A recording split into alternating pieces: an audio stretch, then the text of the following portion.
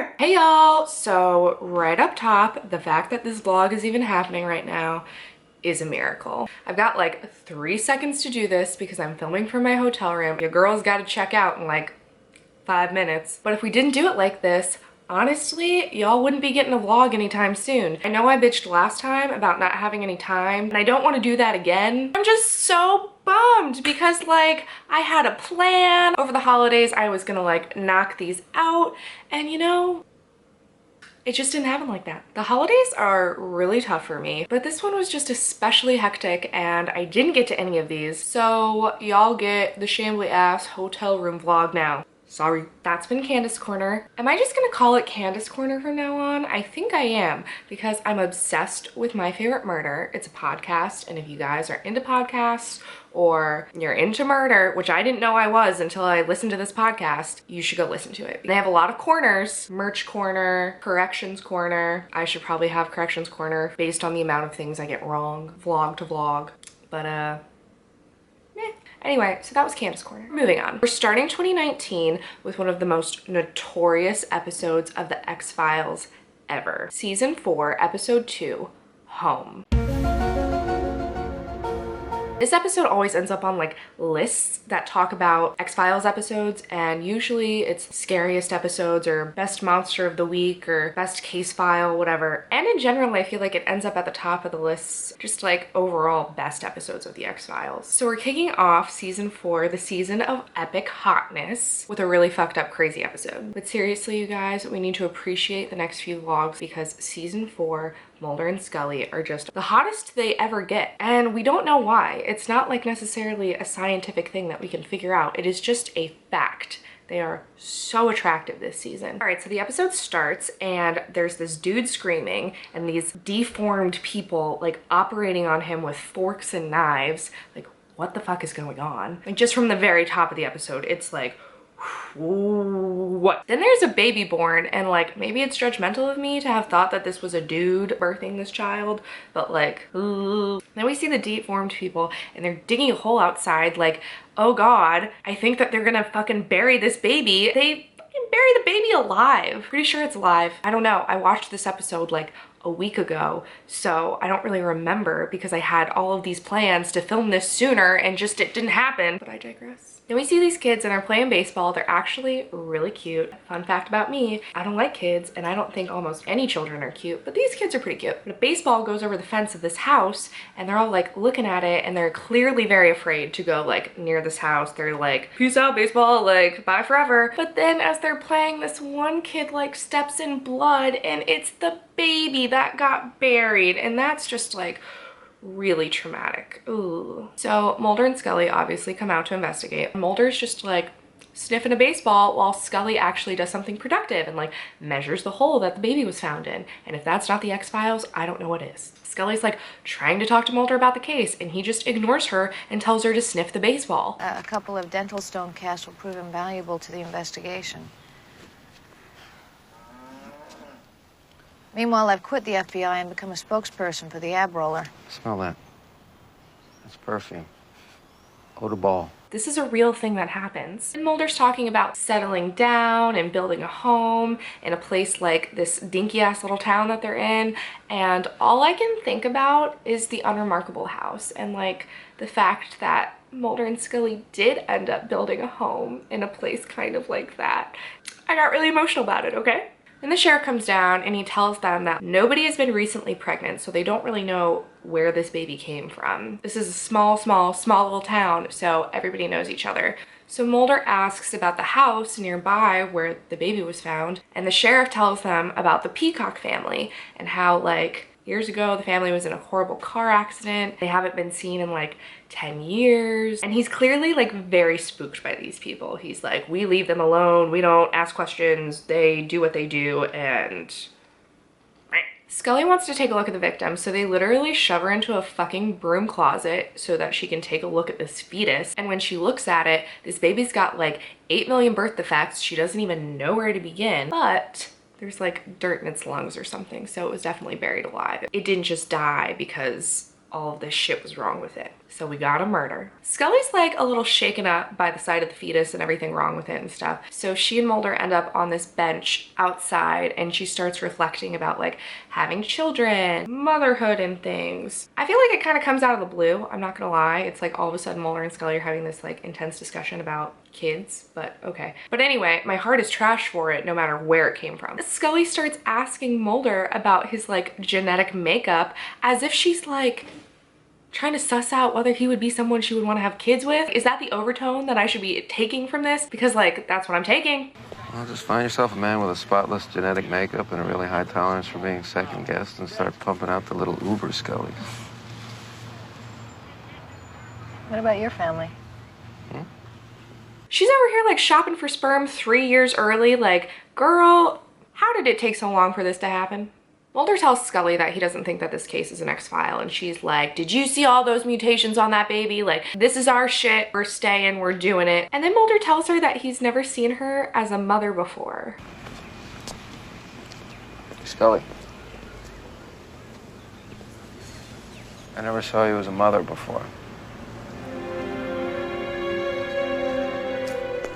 I actually really hate that line. I hate it a lot and I don't know why. I just feel like it's pretty emblematic of Mulder's cluelessness about a lot of things, and it's just like, what, you didn't think Scully wanted to have kids? Like, I don't know.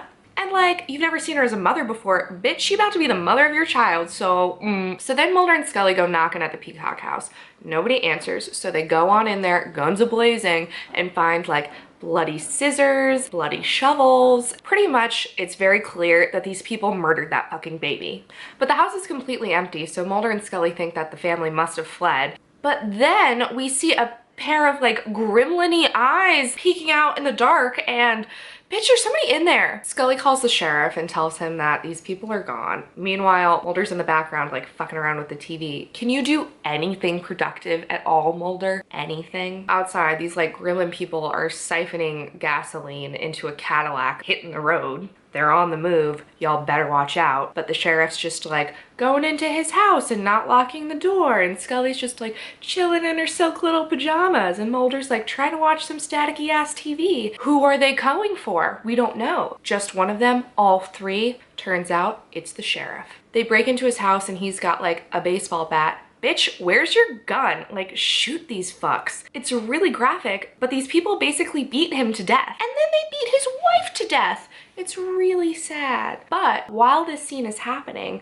they're playing really upbeat, sort of classic old music behind the scene. It gives it this really eerie quality, which is kind of one of my favorite, I don't know, what would you call it, like a cinematic trope? Bates Motel does this really well. Also a great show. Anyway, Mulder and Scully check out the sheriff's house and they're pretty confused as to why these people would come and kill the sheriff, because theoretically they didn't know that they were being investigated anyway, except they did because they were in that fucking house when you guys were walking around. So they go down to the Peacock house to ambush them, and the scene is so hot. Like, they look so good. It's all a yes from me. The sheriff's deputy approaches the house and he gets taken out real good. Axe straight to the throat. That is not a way to go. Then Mulder and Scully try to create a diversion by setting all of these pigs free. Also a great scene. Scully, would you think less of me as a man if I told you I was kind of excited right now?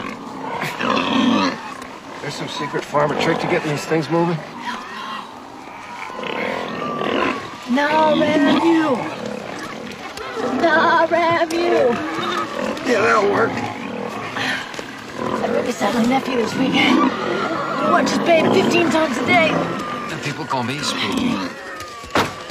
But anyway, it works, and the pigs are all like running free, and the gremlins come out of the house to chase them and like get them back into the pen. So Mulder and Scully have time to like go into the house and like check some shit out. Literally booby traps everywhere. This house is the scariest shit on earth, and even while they're doing this heinous investigation, Mulder can't help himself from being Mulder. In the house, there's all of these photos of like the family, and Mulder and Scully are trying to like figure out the family tree, and then they find the mother under the fucking bed. This woman has no arms or legs. She's screeching. Her whole face is a nightmare. It's just like everything is wrong. Everything is wrong. And it's like, oh my God, did she give birth to that fucking baby? Like, and also, like, you're just with your family. Like, who's, like, fucking who to make this child? Like, no. And by the end of the episode, you sort of realize that one of the children is also a father, so it's like your brother, uncle, dad. Oh, it's all a no. It's all a hard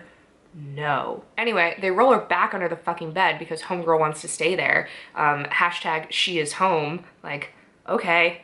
Billy ends up like going back and checking on her though to see if she's being like held against her will, and she's super not. She like wants to stay under that fucking bed for the rest of her life, and then she comes at Scully for not having children. I can tell you don't have no children. Maybe one day you'll learn the pride, the love.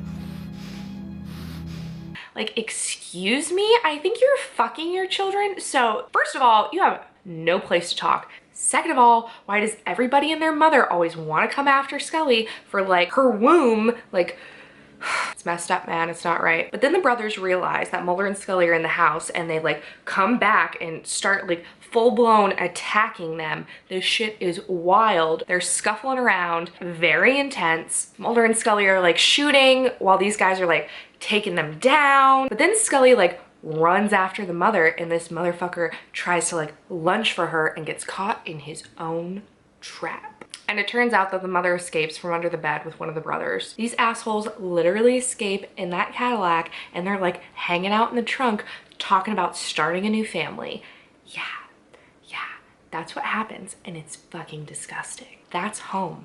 An episode that is rightfully notorious for all of the weird shit that happens in it. How do you even end that? I don't even know how to end that. Like, that's the note we're gonna end on? Like, ooh. But we don't have to end on that note. Earlier I mentioned Bates Motel, and for those of you who don't follow me on Twitter, you can find my handle below. I've been doing a Bates Motel rewatch, and I just started at the beginning of the year. So you have plenty of time to catch up or hop on board if you wanna watch. Bates Motel is one of my favorite shows. Vera Farmiga is one of my favorite actresses. We've already had like a bunch of people tweeting, watching the show during the rewatch hours. I'll be tweeting you. It'll be so fun. So anyway, hop on board if that's your jam. Thanks so much for watching, you guys. Go check out my other videos, subscribe to my channel. I promise I will try to be back next week with another vlog. I'm doing my best, I swear.